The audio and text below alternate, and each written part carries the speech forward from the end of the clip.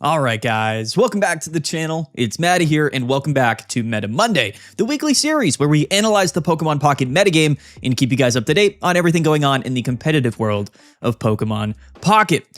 Yeah, it's the end of the season, to be fair. Our last tournament of the Mega Rising season of the B1 season has wrapped up. It's been 6 weeks, 6 tournaments, and it was an absolute blast. Over 400 players competing, and we're going to go ahead and we're going to talk about the results of the tournament. We're going to shout out all of the players, and I'm going to go ahead and give my opinions about deck lists as I believe they pertain to next season. Now, we don't have the full set list. We don't know exactly what's coming or everything that's coming in the upcoming mini set, but we can, or at least I can share my opinions about sort of where I think these decks are going to be going, where the meta is going to be going. So that's what this video in this Meta Monday is all about, you know, highlighting the players from this past weekend while also talking about the deck lists in respect to the future of the metagame. So stay tuned. Should be a good one today. Should be fun. Should be quick.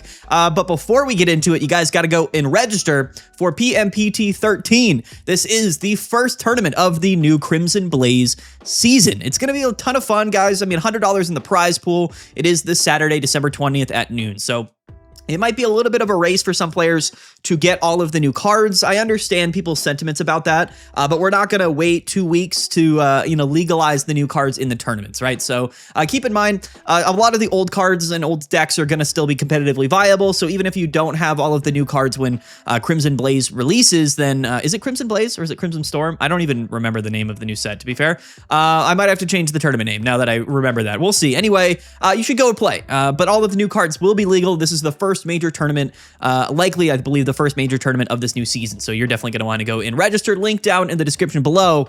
Anyway, let's dive into the standings. By the way, guys, before we get into Meta Monday today, I want to let you know that 50% of the people that are subscribed or watch my videos are not subscribed to the channel. So if that's one of you, definitely go and consider hitting that subscribe button. We are on the journey to 50,000 subscribers. So yeah, go ahead and hit that subscribe button if you're not already. YouTube likes to recommend my content to people, even if they're not subscribed. So that could be one of you. Definitely go and check. Here are the standings of this past weekend, the finale of Mega Rising. Here we go. These are the final standings here. Lazy Boy from the US of A, first place, Magnezone Oricorio. So congrats to him, and congrats to Magnezone Oricorio. One of the top archetypes, I believe, really of this past season. The premier way to play Oricorio. This is actually the second tournament of the season that Magnezone and Oricorio has gotten first place. It's the only other deck, other than Suicune and Greninja, of course, that has won multiple Pocket Mats tournaments over the last 6 weeks since Mega Rising came out. So this season was definitely dominated by a lot of different decks. Hydreigon won a tournament. Absol won a tournament. What else won? I kind of forget. Something else won. Not that I can't remember, actually. Whatever it was. The Mega Pokemon were very valuable. They definitely changed the metagame a lot. Altaria was the one that won a tournament as well. But yeah, the only 2 decks that ended up winning multiple tournaments this season are Magnezone, Oricorio, and Suicune and Greninja, neither of which are playing Mega Pokemon. That is going to be something interesting that a lot of people are going to make note of. But keep in mind, I think Oricorio, one of the best Pokemon in the game, especially now that Mega Pokemon are out, and Suicune is also one of the best Pokemon in the game. So shout out to iLazyBoy. We'll take a look at his deck list in a little bit. And as we see here, the second and third place decks were both almost identical decks here. Creamy Lotion and Yay, both from the United States and both playing Suicune and Greninja. So our top 4 matchups were actually the Magnezone mirror matchup and then Suicune Greninja mirror matchup. So it was a really funny way that the brackets really ended up. It just sort of happened that way. The Magnezone players had to fight it out in top 4, and so did the Suicune players. Below top 4, though, and Cool Bro here from India, 4th place, also playing Magnezone and Oricorio. The exact same lists, I believe. There's not a lot of variations of Magnezone and Oricorio, but I believe they were the same deck. Iluchine from the United States, one of the best players in the game, great content creator, great streamer, friend of the community. He was, of course, playing the traditional or more traditional Mega Altaria version with DDX and whatnot. He got 5th place, and then we have Froggy X Numatinale from France, also playing Mega Altaria, but with Greninja, which is a really interesting archetype. So when we take a look at top 8, we do see a number of different archetypes in the standings. Numatinale actually, with this top or 6th place finish, has found his way at the #1 spot of the rankings. So former PMPT champion, multiple top 16 finishes. So in our leaderboards for the last 12 tournaments, He actually is number 1 right now, so big congrats to him for taking that first place spot. At number 7 is What the Sigma from the United States, another top player, topping our tournaments multiple times. 7th place, he was playing Greninja Absol. So this was sort of the progression here as we go into like the last couple of weeks of the season, was these like alternate Greninja archetypes that both played Chingli. So that's sort of what I kind of call these like high roll / control type decks, whether you're playing Absol or you're playing, of course, Altaria. What we saw was the combination of Chingling and Greninja being some of the most, dominant, like really high rolly, strong, possibly strong decks that you could have. And it was a way to kind of counter other Greninja decks, namely Suicune and Greninja. So Frog EX Numatanale, 6th place with Altaria Greninja, and then What the Sigma, 7th place with Greninja and Absol. So interesting nonetheless. In 8th place was Siren, another Suicune and Greninja. So yes, this was the most played deck of the tournament, the most participated deck in day 2, and the only deck where 3 people were playing it in top 8. Big shout out to everybody else here that didn't make top 8. Of course, we had OB0 playing Decidueye. We had Lakita 12th place with Jolteon. We even had Manny 01 playing Crobat Absol in 14th place. The highest placing Hydreigon deck was Easy on him from the United States in 15th place. And we even had Fedatet from Spain here who was playing Absol and Dusknoir, another really high rolly like strategy that's not that consistent but very powerful in some scenarios. He was in 18th place. Essay, the number 1 placing Dragon Arcana, never mind, sorry, Ditto, Wind Up Maida, sorry, I missed him from Japan. 10th place, he was playing the Dragon Arcana Altaria, so he just missed out on top 8, but him and Essay was the one that got grand finals at last weekend's tournament. He got 19th place, so big shout out to Maida. And as well as Essay. By the way, I'm pretty sure Maida, he's from Japan, so as well as Magma Hamza, like these are players that still participate in our tournament, even though the time zone issues. So honestly, if anybody's watching this video who's from Japan, or if any of these Japanese players are watching, shout out to Siren as well from Korea. Like all of these people over in Asia that are competing in the tournaments, like massive shout out to them because it really is a big effort for them to compete. And I just want to thank them as well. But Maida, of course, one of the better players, and he was also playing this cool Altaria deck. We'll take a look at it later, and same with Essay. If we go down here, there was actually Team Mike who was playing Mega Altaria with Dusknoir. So Dusknoir is sort of that other variant, like similar to how Greninja was placed with Mega Absol and Altaria. Now Dusknoir also was sort of another variant. I don't like it as good as Greninja and Cyrus in the deck lists, but Dusknoir found its way into both Absol and Altaria decks slightly. Juggernaut from Philippines was playing Mega Blaziken, shout out to him. And down here, Erdandi from Italy was playing Jolteon, but with Leafeon, so he was the highest placing player of that archetype. And if we go down here, I think there was, right here, TFGA T-Foms. I don't know how to say the name, I apologize, but he was playing Absol Weezing, so that's pretty unique. And if we go down here, Huntu was playing Absol Crobat. And then SC Crusher playing Vikavolt Chingling. The reason I'm shouting out these players particularly is because we probably won't make a video this week highlighting the off-meta decks, just because the new set's coming out, so we might not have as much time. So I want to give those players a shout out today. These are all of the different archetypes that made it into day 2. Scrat here, the highest placing Greninja Oricorio player down here at 63rd or 62nd place. And then we had Ombratimo here, who was playing Mega Blaziken, and Entei, who had a couple of representations in day 2. That's basically all of the unique deck lists, or the highest placing decks of each archetype, I believe. Unless I missed somebody, I apologize. In day 2, so shout out to all of these players here. Now let's take a look at the deck lists. And this is something that we're going to spend most of today's video on. In fact, we probably won't necessarily break down the metagame data just because, the new set's coming out, so the data might not be that relevant for how it pertains to like next week when the metagame's completely changed. But I do want to take a look at the deck lists, and then I want to relate them to how I believe they're going to operate or change or, position themselves in the next season's metagame. So let's take a look at Lazy Boy's deck here. First place, this is Magnezone Oricorio, and it's very traditional, very standard. And that's not a bad thing. Magnezone Oricorio is an incredible deck list. Now, what's interesting about Magnezone Oricorio is towards the end of the season, it really cemented itself not so much as a counterplay option to Suicune and Greninja, but as a counterplay option to Altaria. Altaria doesn't have a lot of great options to get around Magnezone, and Oricorio, like, going through double Oricorios is tough. Even if you're playing a Do the Wave Altaria and you're playing a Sabrina, that matchup is still very, very difficult. I believe Magnezone probably had like an 85% win rate into Altaria.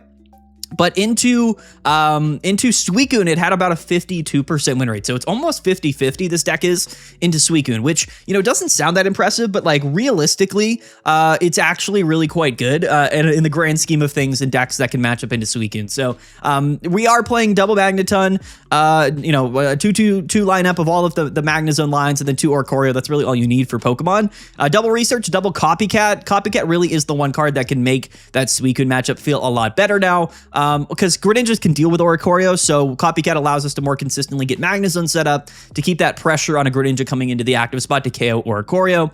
Giant Capes are really useful in this deck list. It brings Oricorio above 80 HP, which means that Greninja can't KO it in one turn, which is pretty cool. Pokemon Center Lady, Guzma, one Cyrus, one red card. These are all things that I really like in the deck. Now, what's going to happen, and what we've already sort of seen announced or teased for the new upcoming set, is likely at least probably a new Magnezone lineup of cards. We don't know what they're going to look like. We don't know if Magnezone is an EX card or not, but we are probably getting a new Magnezone because it is on the official artwork, and we have the new Clement supporter card, which is going to allow us to search our deck for Magnetons. It's absolutely incredible. Go check out my video talking about the announcement and the cards that were teased, because some of those cards look absolutely insane, and Magnezone specifically might be sort of one of the bigger biggest stories as it comes to archetypes being upgraded in this new expansion. Clement is an incredible supporter card. It also searches for a Helioisk, which it doesn't look that good, but it also searches for a new like item/tool card. We don't know yet. It hasn't been revealed. It's like Clement's backpack or whatever. So that might relate to Magnezone. We are getting a new Magnezone. Who knows if it'll be better than this one. If it's an EX card, that could be a big deal. I doubt Magneton, the new Magneton, will be better than this one. But the fact is that we can use Clement to search our deck for Magnetons is going to buff this deck tremendously. And to be fair, I think that is going to be absolutely incredible. This is a deck list that in general utilizes Oricorio better than like every other deck in the game right now. And it's already like a top tier deck this season. So if this deck gets buffed even more, which it already will because of Clement, then this is going to be a real factor. And in fact, there's going to be maybe even like a little bit of an imbalance where Oricorio might kind of cement itself as a tier 0 deck. We'll have to see what else comes out in the new expansion, but keep your eye on Oricorio Magnezone, one of the archetypes that is seemingly getting buffed next season, and ends the season as the deck that wins our tournament. So absolutely incredible. Keep your eye on this deck list. Keep your eye on the new Magnezone, the new supporter card coming, because they're both probably going to be influencing this archetype to some degree. Shout out to Lazy Boy. Shout out to Magnezone.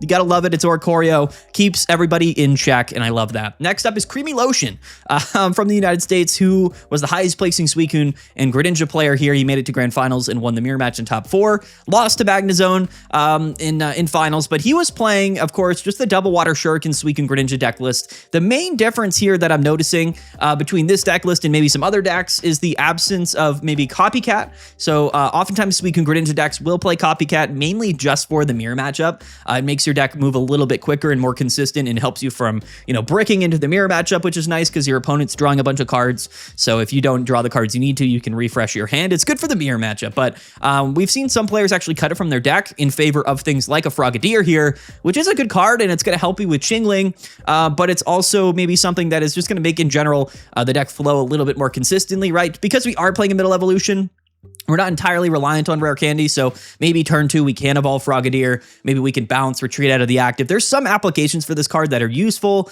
and we are playing, of course, still double Water Shuriken Greninja and double Cyrus. That is still the default way to playing Suicune in my mind. And then we have Indeedee, which is, again, also kind of counterplay to Chingling, but also just a very useful card along with Irida, especially with Giant Capes on that Greninja EX. It makes this Pokemon very, very tanky. This one copy of Greninja EX did find its way out on the board pretty often for Creamy Lotion, and it was actually a pretty impactful card. Greninja EX is kind of broken. It's just most of the time not as useful as Water Shuriken. Now, moving forward, how is Suicune going to be much different? I don't think it's going to change that much, I'll be honest with you. I think that Suicune EX is still going to utilize Water Shuriken Greninja, and it's still going to utilize Cyrus, mainly because of the threat of Oricorio, right? I mean, I think the double Greninja EX variant is good in definitely certain matchups, but the thing is that, like bench damage and Cyrus is just too good not to ignore, and it's really your only option to get around to Oricorio, so that's why I think this archetype will likely continue on. Now, if Magnezone and that whole archetype gets buffed even more, then maybe Suicune kind of falls off a little bit. I still think Suicune is, in general, one of the best cards in the entire game, and so is Greninja, so I don't think this archetype's necessarily going anywhere, and I would call this definitely a top 3 deck of the past season. Even though it's, not playing any Mega Pokemon, it is playing a bunch of new Pokemon. I believe Frogadier is new. Greninja EX is new, and Indeedee are new cards, right? So this archetype got buffed going into the season, and hopefully it maybe gets checked a little bit more as we go into the next season. We'll have to see. Maybe some other water type support comes out and the deck is broken. Who knows? But pretty funny. We're going to skip over Yay and Cool Bro. They were both playing Suicune, Greninja, and Magnezone. They just lost in top 4, but shout out to them. Next up, let's take a look at Iluchine's deck, 10-2. This is the 5th place, highest placing, standard Mega Altaria deck, which is playing the Do the Wave Altaria, but it's at the core just a Mega Altaria deck, double Chingling, 1 Jirachi, 1 Indeedee. So this is a fairly standard list as far as things go. Again, I sort of told people it's not really worth playing the Do the Wave Altaria, at least when you're playing ranked. In tournament, I think it's a bit different because you can afford, to drag out like a 45-minute best of 3 if it means making it into day 2 or in bracket not losing. In tournament play, like adding 5 to 10% win rates into Magnezone or Ikorio probably isn't worth it for the amount of time that game is probably going to go on for. So for ranked, I did not play this Do the Wave Altaria, but in tournaments, it is different because the loss matters a little bit more than in ranked, right? So 1 Do the Wave Altaria and 1 Sabrina. So theoretically, that is enough to get around Oricorio, but you have to get a little bit lucky. This is really the only deck in the game actively, I believe, that utilizes Lissia. Maybe Crobat does as well. Maybe some other archetypes will next season, but Lissia is an incredible card in this deck list specifically. Being able to search for Chinglings and Jirachi and Swablu's is a really, really big deal. It makes this deck so consistent, and it allows you to draw cards. It effectively is just an additional Professor's Research in the deck, and I think that Lissia right now is very limited in terms of the decks that utilize it, but I think moving forward, there's going to be more archetypes that are focused around 50 HP basic Pokemon, especially if they are utilizing baby Pokemon. I think that Lissia will be very relevant moving forward in more archetypes probably than just Mega Altaria, but this is a really great card, has really defined the Mega Altaria archetype, and you can play 1 Copycat along with 2 Research, 2 Lissia. This is an incredibly consistent deck. 1 Cyrus, 1 Sabrina, 1 Mars. I do love Mars, and I think that Chingling and Mars pair together extremely well, so any deck playing Chingling, I would heavily recommend you play probably at least 1 Mars or red card. Now, Mars is a little bit different where once the Chinglings get KO'd, Mars is more useful because you can Mars them to 1 or 2 cards in their hand. So that's kind of the strategy there. Really good into Suicune and Greninja in the late game. You can kind of just stall out with Chingling. I love it. But when you're playing decks with Chingling and let's just say double Copycat, it might be more worth it to play red card moving forward. But Altaria really is one of those decks that can utilize the Chingling Mars combo and only 1 Pokeball. In fact, some decks don't even play Pokeball, but I think it's probably worth just playing 1 because why not? It allows you to then search for Indeedee if all of your other 50 HP or less basics are out of the deck. This is a really good deck. I mean, this is, in my mind, probably also the other top deck in the metagame. Hydreigon sort of was in that spot, maybe some of the Absol decks, but to me, I think the top 3 decks of the season were Suicune, Greninja, they were Magnezone or Ikorio, and they were Altaria. I think Altaria is absolutely incredible, and it'll probably be good moving forward just because it's consistent. You have the Chingling item lock, you got the bench damage with Jirachi. There's a lot of potential for this archetype. Even Dragon Arcana version of this deck is good, so I like Mega Altaria. Maybe all of these decks become completely irrelevant because of Mega Charizard. Maybe we'll have to see. Another reason why Oricorio might be buffed even more so moving forward, but yeah, I don't think they've announced anything on the horizons specifically that's seemingly going to buff Mega Altaria, but you never know. And I think Mega Altaria really is just sort of it's the consistency king right now this season. It's just so consistent and so strong. Newman Tenale here, 6th place. He was playing Altaria Greninja, which is sort of the high roll way to play Altaria. What I really like is the 1 inclusion of Tapu Lele here, which is going to allow him to deal even more damage to the bench. We saw this throughout the season a little bit, and basically this means that Tapu Lele is kind of replacing Jirachi in this deck. It's got more HP. You can't search it out with Lissia, but Froakie has 60 HP anyway, so this is not a deck that plays multiple Lissias. You're playing 1 Pokeball and only 1 Lissia. So Lissia's really only grabbing Chingling and Swablu's here, so that's the downside to not playing Jirachi over Tapu Lele, but it has more HP, and it can also deal more damage. So Energy Arrow does 20 damage to one of your opponent's Pokemon for each energy attached to that Pokemon, right? So if they're building up a Pokemon on the bench, then you can target that Pokemon for, 20, 40, 60 damage. So it has the potential to deal a little bit more damage than Jirachi, which is pretty cool, and it has more HP. So I like Tapu Lele. I do. It's definitely an interesting inclusion to the deck list. But yeah, Greninja, Cyrus, Altaria, it's kind of broken. And the thing with Greninja is it adds damage modification. This might be a version of Altaria or of a Greninja deck that actually pings the active spot more than it might ping the bench, right? Because we're only playing 1 Cyrus. Greninja here is just going to bring Altaria's damage up to 150. If we have double Greninja, all of a sudden, that's 170 damage. And that's a really, really big deal because Altaria hitting for 130 is a little bit lackluster. It's more of a 2-hit KO card than a 1-hit KO card. Greninja does change that a little bit. What happens with this deck list, if you've ever played against it, is most of the time they try to keep you asleep, right? Because this is a deck that also gets shut down by Chingling, right? So if you're playing against Chingling and you're playing this deck list, you're not able to rare candy into Greninja. That's the main counterplay here. So the only way to get out of that item lock is to go into a Swablu and then sing your opponent, and hopefully they fall asleep so that we can spend that next turn evolving into Greninja. Like, that's how this deck operates. And if you get lucky on coin flips, it's extremely strong, but it is a little bit reliant on that sleep play, at least into Chingling. Now, moving forward, none of the new Mega Pokemon that are coming, at least Venusaur, Blastoise, and Charizard, to me, seem like they really want to utilize Greninja. Like, I don't think that they're kind of built or made for that reason, whereas things like Absol and Altaria, like, they kind of do make some sense to play them with Greninja. I don't think the new Megas will see play with Greninja. I think that that's probably a good thing, to be 100% honest with you. And I think that Chingling moving forward is sort of designed as sort of a counterplay option to Rare Candy Greninja Cyrus, which is such a strong early game combination. So I think Chingling will remain relevant. I think Greninja will still see some play in some deck lists, but at the end of the day, I don't know if Greninja is going to be maybe as relevant next season as it was this season. Who knows? We'll have to see. Again, it is also really a good card into Oricorio as well. And that's the other thing with Tapu Lele. So it hits for 40 against Oricorio.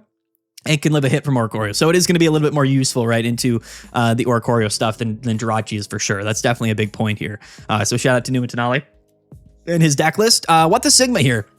Was playing Greninja Absol, and he was in 7th place. Yeah, this was actually the #1 deck I recommended for ranked to finish the ranked season. This deck list is absolutely crazy.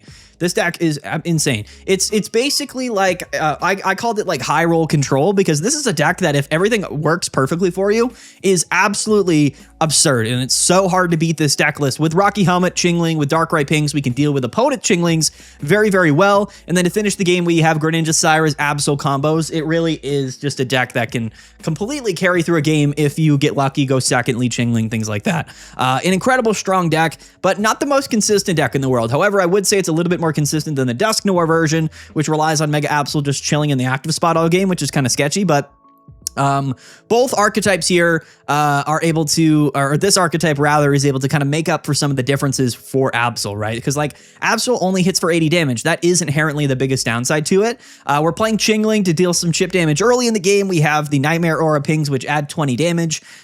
If you already have 2 energies on Mega Absol, we have Rocky Helmet to boost the damage. We have Greninja to boost the damage. So this entire deck is about control, but it's also about, again, adding more damage to Mega Absol to more consistently to KO a lot of Pokemon, namely Altaria, right? So that's sort of the big deal here. A really good deck. I mean, this is an incredibly strong deck, but it does have its consistency problems. I didn't see nearly as much play as some of the other decks, which is probably why we only see one of them here in top 8, but it was a really strong deck, and I think it kind of carried me at the end of the rank season, if I'm being honest with you.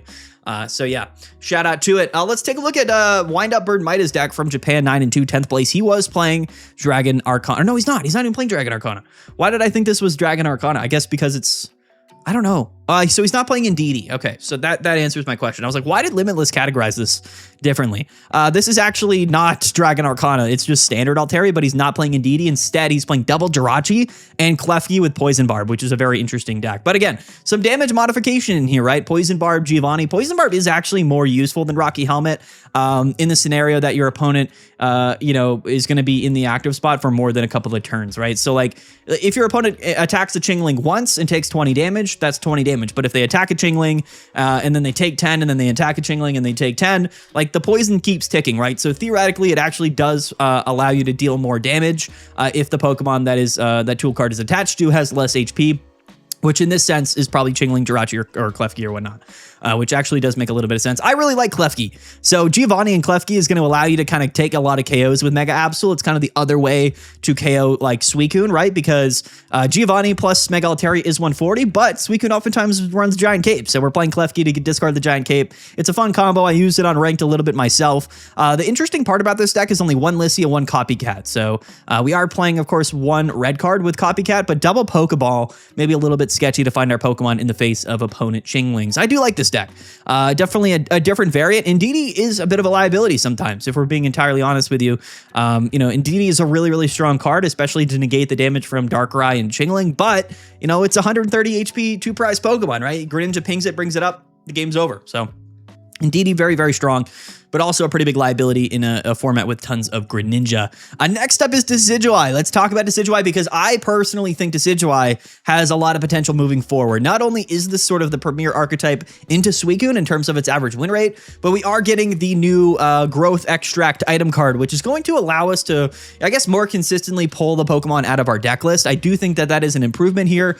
We could maybe play like, one Dartrix, double rare candy, and then a Growth Extract or 2 Growth Extract. There's a lot of potential here. I really love Decidueye. I think it was one of the most slept on decks all season. I was never like top 5 in play rate, but its win rates were always really high. As long as Suicune is the #1 most played deck, Decidueye is very, very relevant. I think in general, you're hitting, Hydreigon for weakness. You're hitting Absol for weakness. In fact, this archetype is really good into Absol. It kind of forces you not to really want to bench it. You can get affected by Chingling early on, so that's something you got to keep in mind, which is why I think the Growth Extract might not be that big of a buff to Decidueye. I think that there's probably something else coming or something else in the metagame that's going to benefit from the Growth Extract more than Decidueye will. Maybe it's Executor. Maybe we see a revitalization of Executor EX. That card is actually really good. I think it's just slept on in general, but no, I love Decidueye. I think it was a big sleeper all season, and I think Grass in general has a lot going for it, right? With Leaf Cape, with Erica's, now with the new Growth Extract. Unfortunately for the Grass type, the only real archetype this season was Decidueye. We might see an expansion upon that. Maybe some other new, cards get benefited by the new item card. The only thing about that thing is that it is an item, so you can't even use it with Chingling, so it's hilarious. Like if you're reliant on it, then of course, you're going to struggle. But the other thing about Growth Extract is that it doesn't work like Rare Candy, where it's just going to evolve you immediately into your middle evolution. So unless you really care to do that, it's not even that useful anyway. So I don't know. I'm actually really curious how that new Growth Extract is going to affect the Grass type decks. If you don't know what I'm talking about, go watch my video where I reviewed the new cards that were announced, because that card is definitely interesting, a very interesting card. But this is standard Decidueye. Sometimes people play Chingling in place of maybe one Decidueye EX, but, I don't know. It is definitely going to be pretty useful into Suicune, but I think our matchup into Suicune's good regardless. So, double Lily, Erica. I mean, this deck is good. This is a really good deck. It has its consistency problems. This is one of the few decks, I think, in the game that really, really loves going second. Every other deck doesn't really care that much. Like, I guess Suicune likes to go second, but it really doesn't even care. This is really, I think, kind of the only deck that would really, really love to go second as opposed to going first. And I think that's sort of the unique thing about Decidueye. We saw that a lot more in previous seasons, but at this point in the game, Decidueye's kind of that guy. Lakita was playing Jolteon. Jolteon really was at 12th place here. Shout out to Lakita. Jolteon really is sort of that fringe meta hero, I think, of this season. It really was never anything I considered to be high tier. In fact, I believe I put it like in tier, like B tier, like every week, or even C tier. I don't know. But I think Jolteon is good, and it is one of those aggressive decks. We did not have that many aggro decks in the format. Hopefully we get, more of those archetypes moving forward into next season. I think that was definitely a gap in the current metagame, is like true aggro archetypes. But Jolteon really was that guy, and I like this build because it really leans into that. Double Beginning Bolt Jolteon and 2 Jolteon EX, double Cyrus with Sabrina, with Repel, with Rocky Helmet. This is a massively aggressive deck list that loves to deal damage really early and just take KOs or immediately off the bat. And I love Beginning Bolt Jolteon. It's actually really, really good into so many different decks. So I love it. I really do. I think Boosted Evolution Eevee is one of the best aggro cards in the game. What do you mean we can evolve the turn we play Eevee? That sounds crazy. And that's because it is. Jolteon's effect allows you to evolve on that first turn, even though we can't attach energies. On the following turn, our opponent can attach energies, right? So we're immediately dealing damage. That way, when we go into our second turn, we can actually Cyrus up Pokemon that they might have attached energy to on the bench. I really like this deck. I do. I just wish Jolteon was a little bit stronger, but maybe it would be overpowered if the ability was too strong. It's a good deck list. I think Jolteon is a cool inclusion to the metagame. I don't know how it's gonna be changed. Like, I don't know. Like, there's nothing that's really been announced yet that screams like Jolteon buffs to me, but maybe the Magnezone stuff works with Jolteon. Who knows? I don't really know. Maybe it just kind of has a better fit next season. I do think that the viability of Jolteon this season was a little bit more reliant on its matchup into Suicune specifically. If we take a look at Lakita in his matchups, he beat, 1, 2, 3, and then he lost the third, and he lost to Siren in top 16. So he went 2 and 3 against Suicune, which is interesting, right? So I like Jolteon. I do. I wish it was maybe a little bit stronger, but shout out to Lakita. I love it. Manny here. We'll stop at top 16, I think. So the next two decks we'll take a look at here. Manny, 14th from Italy, playing Crobat Absol. I think that Crobat is a good card. I just think that this is also something that's in general kind of slept on. Also, one of the more aggressive Pokemon in the game with the 1 energy attack cost. It doesn't mind going first. But in the same vein, you have to kind of play rare candy. So Crobat kind of gets shut down a little bit by, Chingling. But at the same time, we have Venomous Fang Zubat, we have Nihilego, we have Poison Barb. So it can deal with Chingling a little bit more consistently. But Crobat is very aggressive as long as we can get that rare candy combo out. And that's one of the reasons why I like it. Double Cyrus, double Copycat. Definitely not a bad deck. Nihilego can deal with Oricorio very easily as well. So I like this deck. I do. I think Crobat slept on. Again, I have no real way to understand what's going to move forward with Crobat. We are getting a new Garbodor that maybe has some strong effect. Who knows? We'll have to see. But the dark type archetypes to me are always going to be okay because there's so many broken dark type cards. Like we have Absol, we have Darkrai, we have Nihilego Poison, we have Crobat, we have Hydreigon. Like there's a lot. Dark has a lot of different options, none of which I think are going to be too scary to me. I think Hydreigon has potential with things like Mega Charizard maybe entering the metagame. Speaking of Hydreigon, shout out to Manny, by the way. Speaking of Hydreigon, we have Easy on him, the highest placing Hydreigon of the tournament at 15th place. Hydreigon fell off pretty considerably, unfortunately for Hydreigon. Again, it's high roll, but I think people really started to account for it more than they did early on in the season. So things like Hydreigon and Blaziken really kind of got affected by, I think, the increase of Greninja decks being paired with Chingling. And I think that's a combo that, these archetypes maybe don't love playing against. So I really love Hydreigon. And again, an archetype like this, purely single prize other than Mega Absol. But, a single prize archetype with bench damage for Absol, the aggressive nature of it, I think it has a lot of potential into something like Charizard. So we got to keep our eye on Hydreigon. We also maybe have to consider playing things like Repel, like Sabrina to really, put the... to really be aggressive, like and target those Charmander/Charmeleons on the bench, because next season is going to be pretty heavily defined by whether or not Charizard can get set up in your face or not. Because if it does, the game's probably over unless we're able to maybe attack it twice with multiple Hydreigons, right? That's kind of the only thing I can think of. Because whatever you bring up is going to get KO'd, so you might as well bring up like a one prize Pokemon that can deal a lot of damage. Hydreigon really is that guy, you know what I mean? So Hydreigon has potential. It's definitely something that I'm considering. If Charizard sees a lot of play, Hydreigon gonna be viable. Maybe we just play Oricorio instead, though. We'll have to wait and see. But I like Hydreigon. I do. It definitely fell off a bit towards the end of the season. It was never something I was like that high on. I know some people were upset that I never put it in S tier in any of the tier lists this season, but I don't think it really ever warranted S tier placement for me personally. And anyway, he was the 15th place deck, so that's all of the top archetypes in top 16. Again, shout out to all of these other players here. We're not going to have time to take a look at their deck lists, but there were some really interesting decks that just didn't make top 16, and we don't have all day. So we're going to go ahead and start wrapping up this video, but you guys got to go register for PMPT 13 Crimson Blaze. Is it Crimson Blaze? Can we just check this? Hold on real quick. I'm actually pretty curious because I want to confirm. I don't want to get it wrong here. So if we go to PokemonZone.com, it is Crimson Blaze. Okay, all right, we got that correct. Okay, I was a little bit afraid. It is Crimson Blaze legal. So the first tournament here of the new season, gonna be fun. We'll have to see. So the set release is technically like tomorrow night or Wednesday morning on the 17th. We will be live tomorrow night for the release stream. We'll go live at like midnight for a couple hours, and then we'll open up like a full max pack opening. And I'll also give my full set review once the entire set gets released or gets data mined or leaked, right? So once we get all of those cards, I'll review the entire set to you guys, and I'll give you my full meta breakdown and analysis of all of the new cards coming. But stay tuned. So tomorrow night we'll be live, right? Because it's the day before the season. Maybe we get the leaks, maybe not.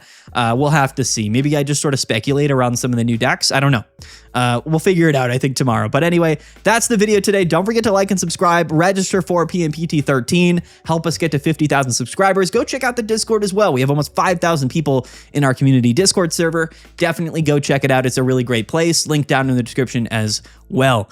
Let's wrap this up, guys. Let's get out of here. Thank you again for the incredible last 6 weeks of Mega Rising, one of the most fun time periods I've ever had in Pokemon Pocket. I absolutely loved it, and let's continue on into the next season. So anyway, guys, peace out.